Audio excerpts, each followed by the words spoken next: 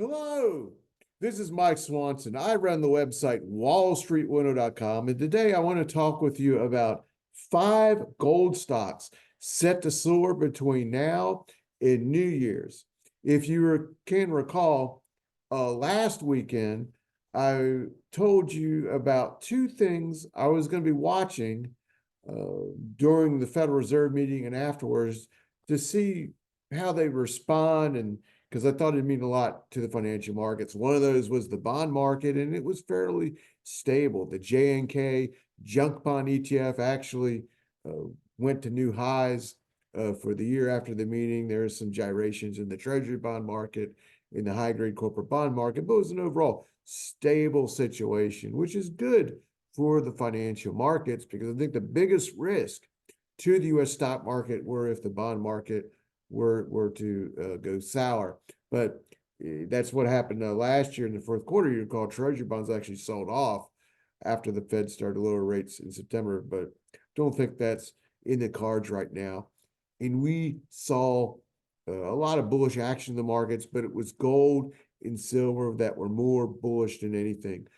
The price of gold finished Friday about $3,700 an ounce.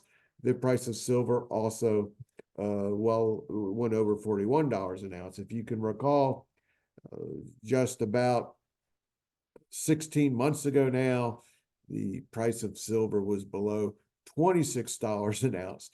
The GDX gold stock ETF has now doubled in price since New Year's Day. But let's talk about some of these mining stocks that I think are really set up to do very well here. I just got to load up the presentation for you, and here we go. It's interest rate cuts that are going to fuel the rise in gold, because they're helping to make the dollar to continue the decline in price.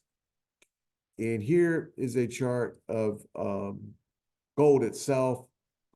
You can see how it's been going up this year, and it broke out basically to 3,400 at the end of August after consolidating since April. So that was a 1, 2, 3, 4, basically a 5-month consolidation, and it started the year at 2,600. So when you see a market such as gold go from 2,600 to 3,400 in just a matter of months, and instead of having a big significant correction, just stabilizes and goes sideways, that typically sets up the stage for another big move up. And I think that move began and is going to continue.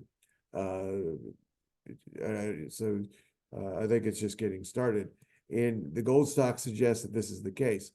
This is Barrick Mining Corporation, and it went up 9.71% on Friday, one of the biggest gold mining companies in the entire world. I mean, this is the kind of breakout surge that when you see it happen, you got to say, where's this going to be by New Year's? Can it go to 40? Can it maybe even go to 50?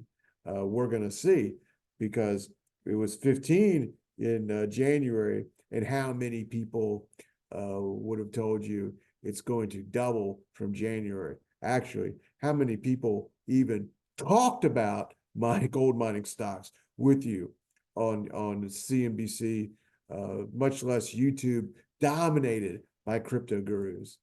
And here is Kinross Gold. It was up 5%. But I want to emphasize that the move in Barrick, through a new high and almost to 9% even higher. Kinross is not at a new high yet. I mean, if I was looking to buy gold stock, this is in a better buying position, and you could put a stop loss order.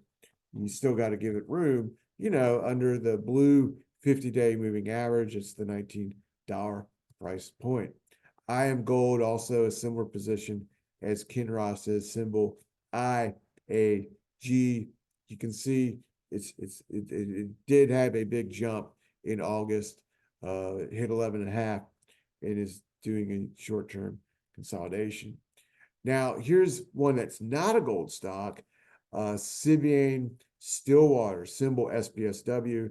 This is the biggest producer of palladium out in the United States. And palladium and platinum are metals that came alive this year. And the couple stocks that are the biggest miners of them have really come alive too. The prices got so low in palladium that this company actually suspended operations in its mine about 12 months ago. But the gold and silver took off last year. And now other precious metals are taking off this year. But this is a stock, that went down to 3 and now we're above 9. And I think it's exciting. So those are the 5 mining stocks, and I do own positions in all of them. But again, I want to, before I leave you, mention the LQD ETF. I don't own it. I'm watching it. It's a high grade corporate bond ETF, and I think it's going to stabilize here and go sideways. Should stay above 111. If it does, that's going to be very bullish for the stock market, because it means the bond market's digesting the interest rate cuts.